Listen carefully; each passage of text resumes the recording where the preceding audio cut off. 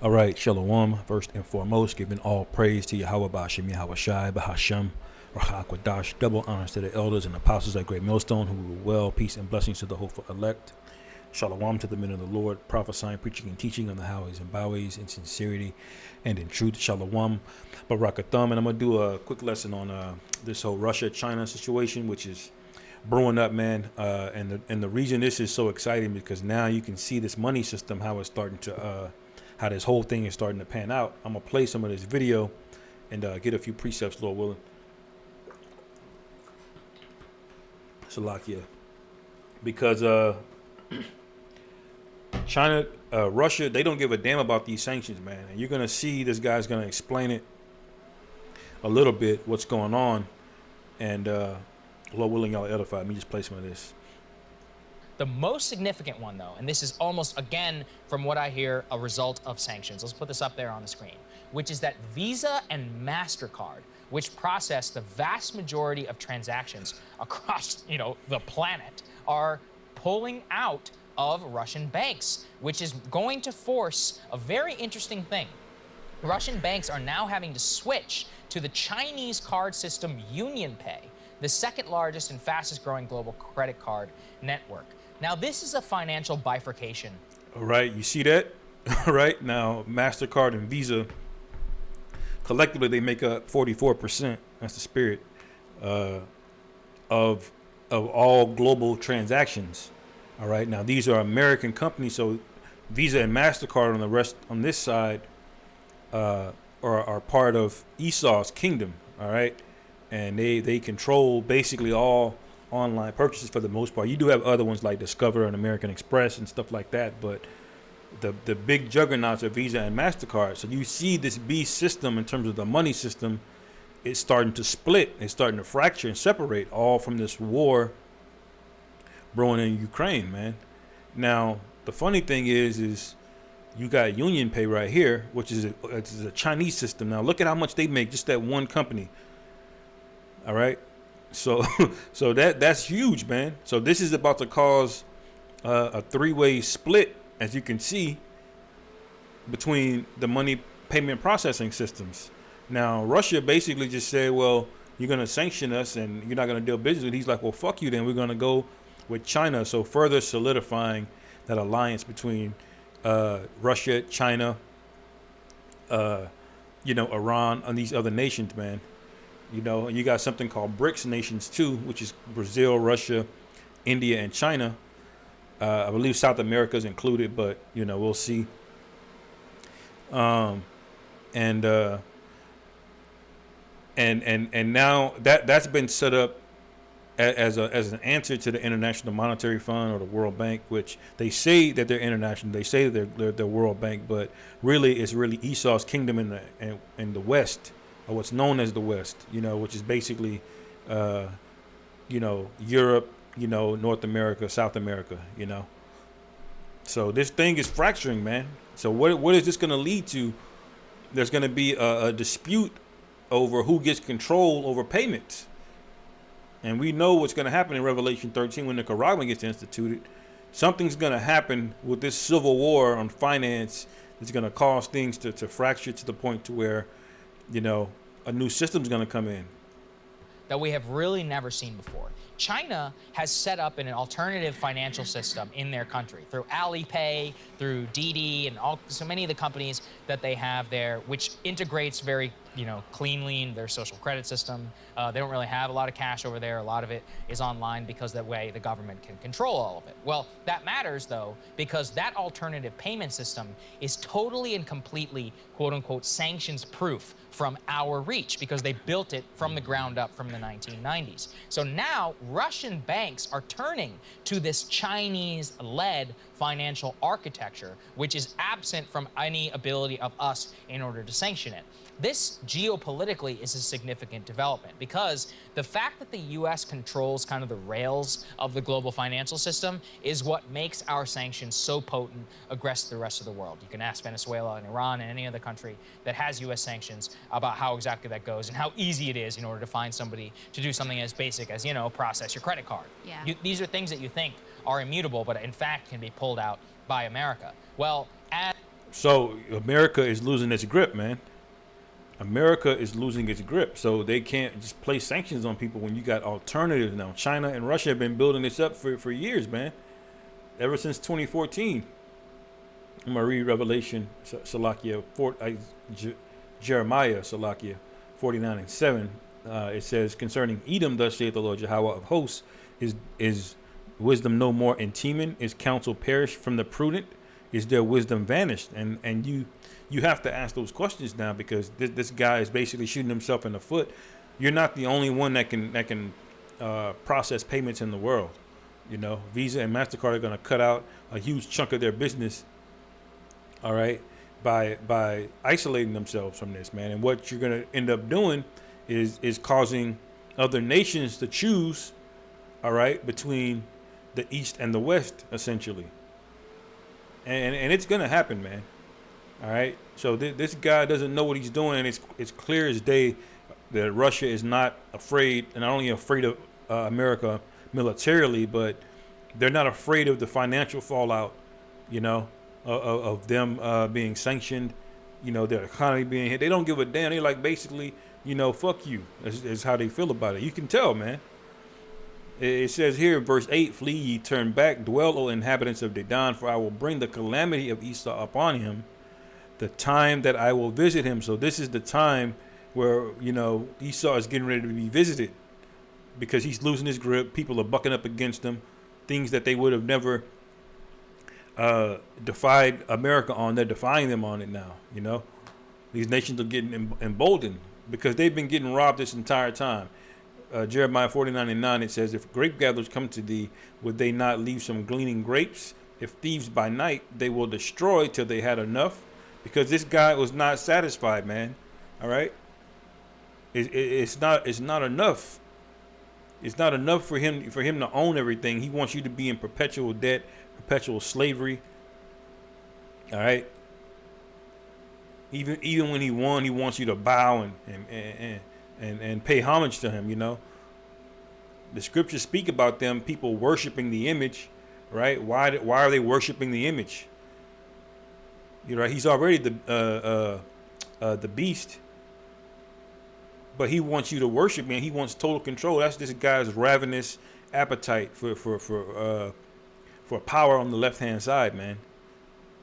Just greedy, and that's good. That's going to lead to major problems for this guy. It says, verse 10, but I have made Esau bare. I have uncovered his secret places, and he shall not be able to hide himself. Now, and part of this uncovering is going to be this financial system, man.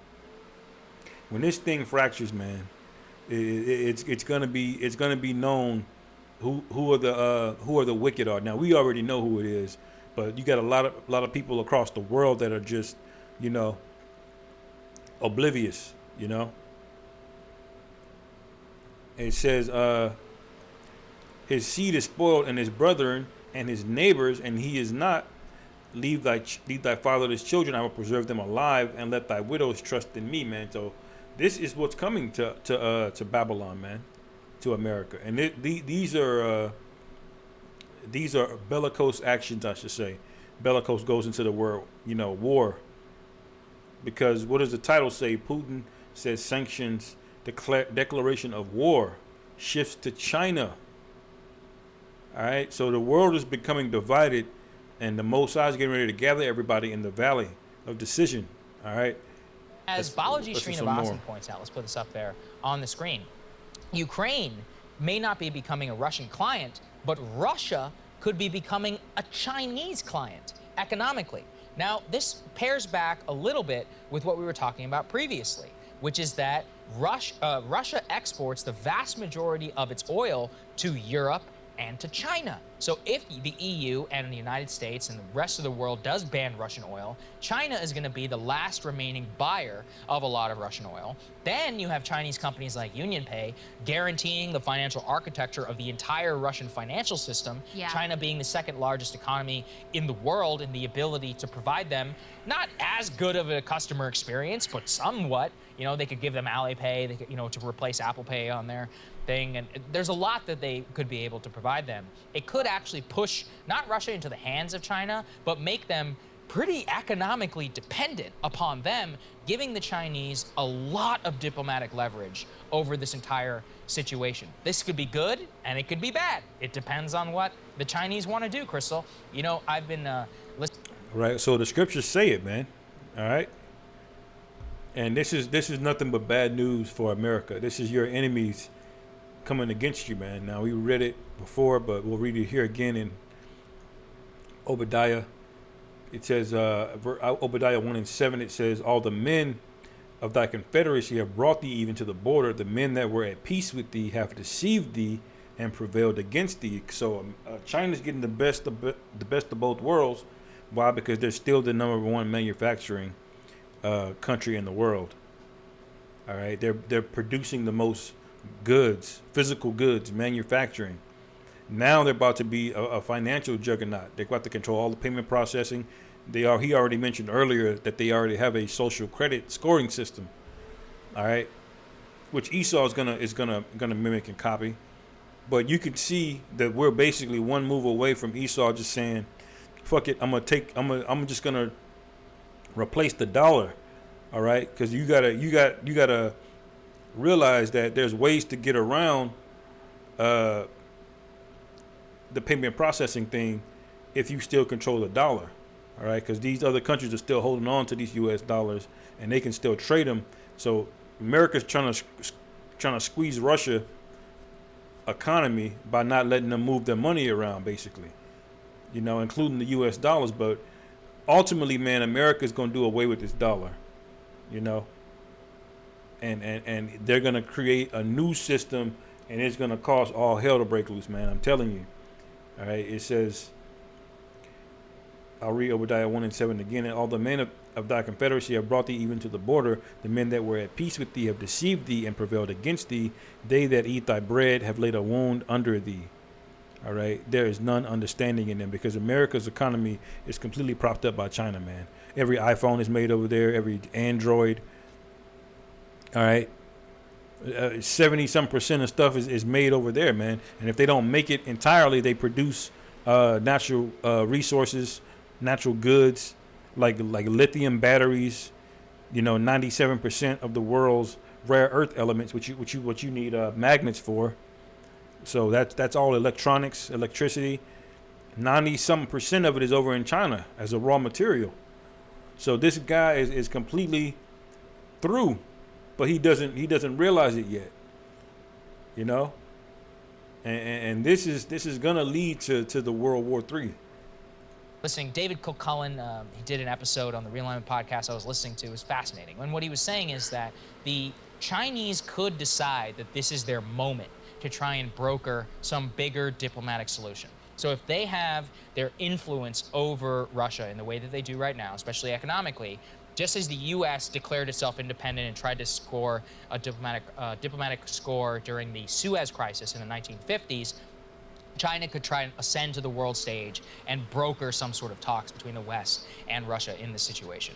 That would be really interesting. It actually would be a good thing. Case scenario. It would rewrite the entire global order, but you know, it would be a good thing in terms of this immediate conflict in particular. Right, rewrite the whole global order. Now that's what's being fought for. You know, Moab and these other nations, they all want to be next, but they're not going to be next because it's not written that they would be next. You know, you can read Jeremiah, I believe it's the 49th chapter or the 50th chapter, I believe. He's also written about Elam. It may be 48 or 50, you know, but he's prophesied against the second Esdras. He's prophesied against, here, Jeremiah 48. And 2, there shall be no more praise of Moab, and Heshbon they have devised evil against it. Come, let us cut it off from being a nation. Also thou shalt be cut down, O madman, the sword shall pursue thee. All right. So this is all prophecy against all of these nations, man. But you can see the civil war brewing, you know, amongst the on the world stage. On the world stage, I should say, you know. But last precept, man, because this is going to get Europe involved as well too. All right, they're going to have to choose which side they're gonna want to be on, and ultimately it's going to lead to everybody saying America is really the problem. They're the root cause of it all. In the business world, you have something called root cause analysis. And all of these nations are going to come to the conclusion that America, you're the problem. Shalakia. This is Revelation 17 and 16. It says, and the 10 horns which thou sawest upon the beast, these shall hate the whore, and shall make her desolate and naked, and shall eat her flesh and burn her with fire. All right. So these are the 10 horns of that same beast, man, that were in once in league with each other, but there's going to be chaos and pandemonium and backbiting and betrayal. They're going to just break down, man. You know, like it's written, those 10 toes, you know, partly iron, partly clay, man. You know. So I'll end it there, man. Just want to bring that out. Hopefully y'all brothers were edified. Call halal Yahweh Ba'Hashem Yahweh Shai Ba'Hashem Rakakadash. Shalom to you brothers. Barakatham to you brothers. Wa Abba Babal. Shalom.